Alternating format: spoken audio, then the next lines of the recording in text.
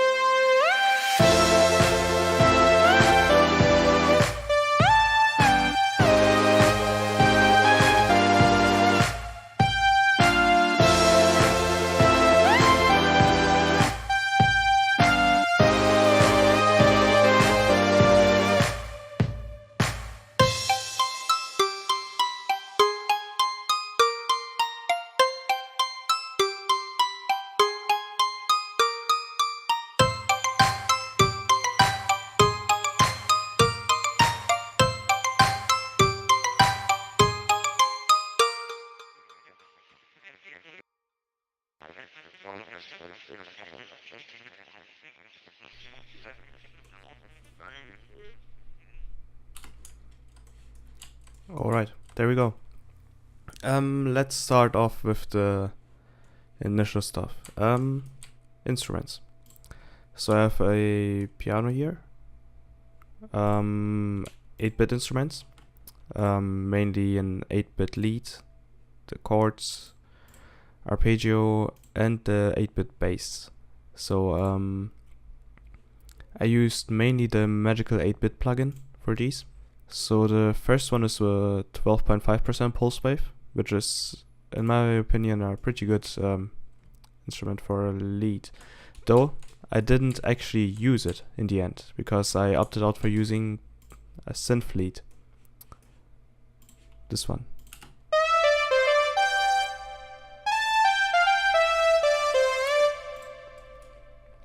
They have 8-bit chords, which are played by a normal square wave. Arpeggios, which I made in Synth 1, which consists of a square wave and a saw wave combo. And it has the arpeggiator turned on, meaning that it arpeggiates every chord you play or every note you play at the same time. kind of like this.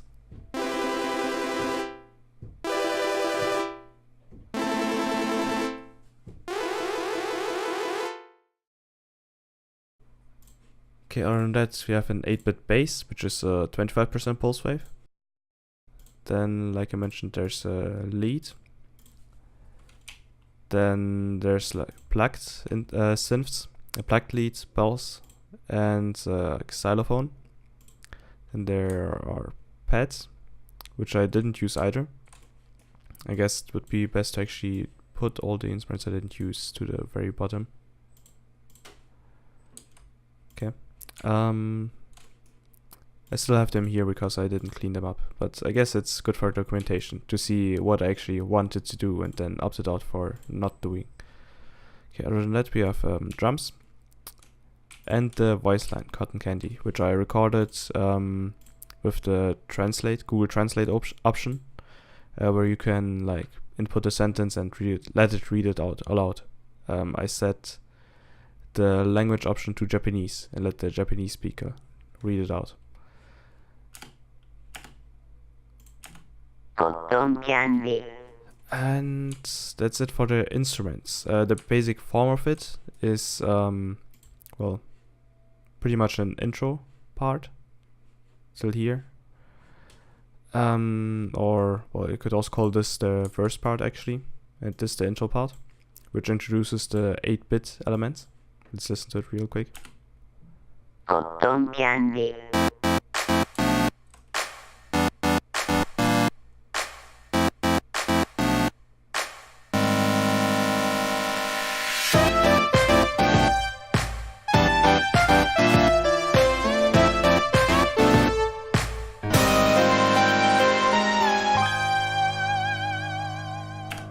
That's pretty much the intro.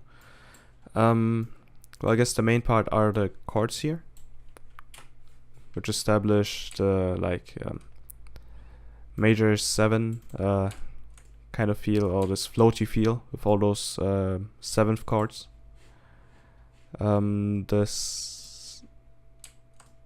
The piece is actually actually not sure what you call it, but I guess could be called F-Lydian. I guess at least this part, though it's during some parts it switches up to A minor. Okay, well, other than that, the bass just plays the main notes, and the purpose of the second drum here is to give the kick more impact. This one felt a bit weak, in my opinion, so I laid it with this one as well. Okay, and then there's the... Oh yeah, I also forgot to mention, I also have a dual filter on this.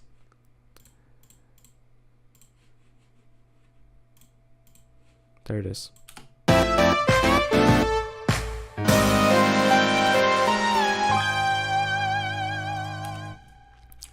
The dual filter makes it seem more like it's fading out, which makes for a pretty good transition in my opinion. Okay, let's get to the verse part, I guess you could say.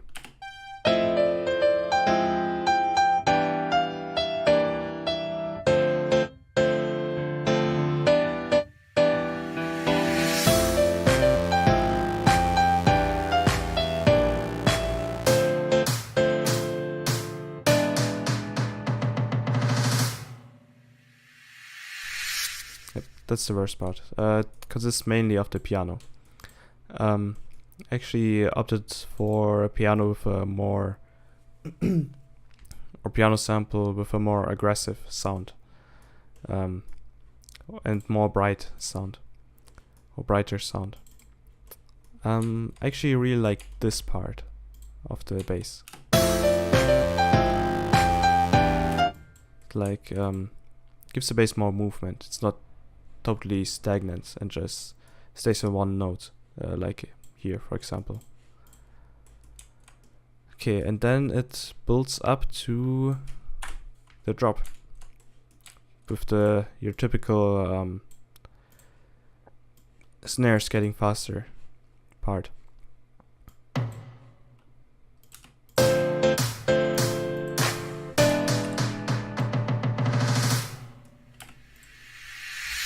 This one's a reverse crash. Okay, and then we get to the main part.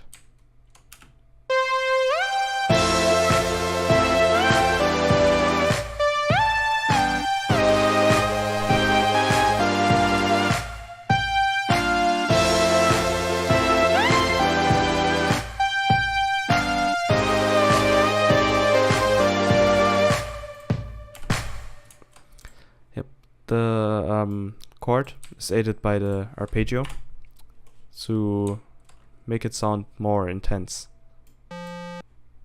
The arpeggio is played an octave higher to not clash too much with the original chord progression.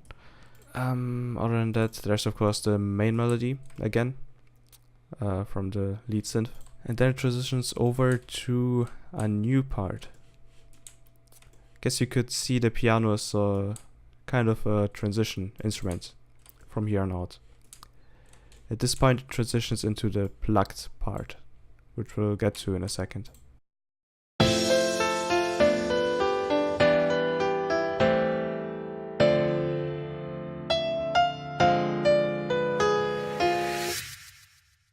There we go. Well, it's pretty simple. It just plays split up chords, I guess you could say. Other than that, there's not much more to say about it. And then we get to the plucked part.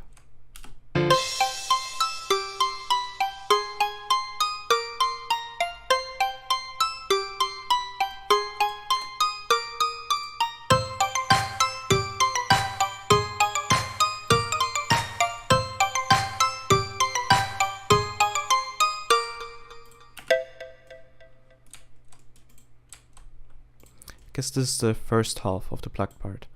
The plucked leads and bells actually play exactly the same notes on the in the same pitch. I guess it's just there for layering, so the plucked leads gets a bit more substance, more high frequencies going.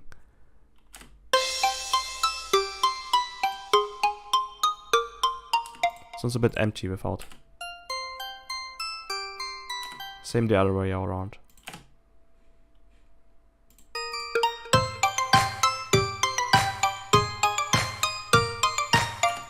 Guess this is mostly an ostinato kind of thing, where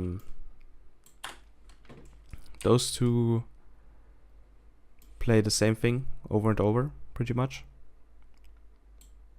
Like this bar is pretty much the same as this bar. The chords just change, or the bass notes. And almost the same is true for this one, since, well, it plays the same melody. I guess it's more for a rhythmic ostinato in this case. This is different melodically, but still the same rhythmically. And that repeats till the end. Then we get to the next plucked part.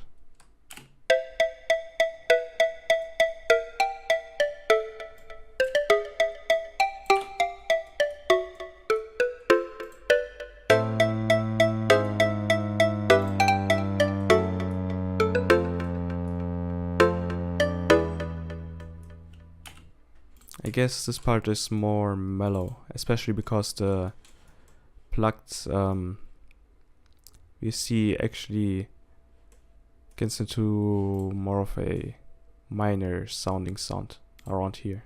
Yeah, it's an A minor here. And the bells pretty much just repeat the same as the plucked lead. Again, just to layer it on top of it and give it more substance. This part I felt alright. Like this, like more empty, you could say, without the bells layered on top of it. Kind of to give this a break. Guess you can kind of see this whole thing as an arc. Like starting from here, the aggressiveness or strength, you could also say, kind of decreases more and more. until it picks up again a bit later. Alright, and then we have another piano part, which again serves as a transition, just like here. It picks up the mellow sound of the preceding plucked part, and the bass descends chromatically, as you can see. Okay, let's listen to it.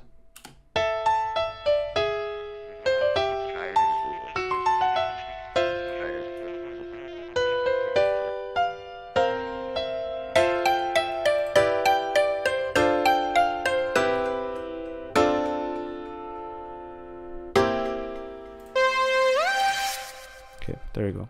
Also played this sound here, which is again reintroduced at the end. What this is actually for a personal project relating to university. I had to record the sounds of the town, Altstadt Tübingen. Tübingen is where I'm studying, and Altstadt is like the older town part of it. So I just copied it here on the Cotton Candy track, which is distorted by the iZotope Vocals synth plugin. Also mentioned it in my cupcakes cupcakes video, and it's mainly using the CompuVox.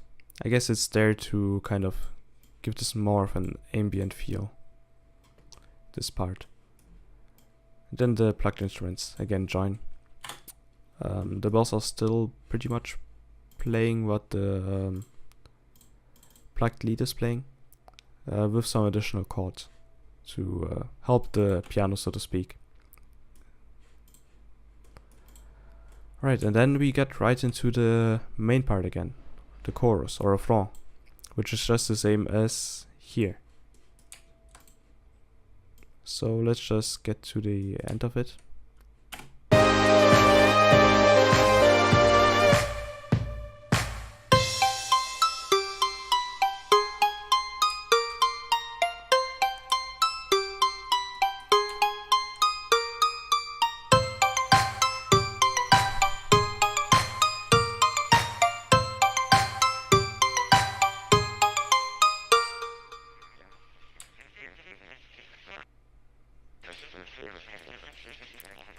There's that again.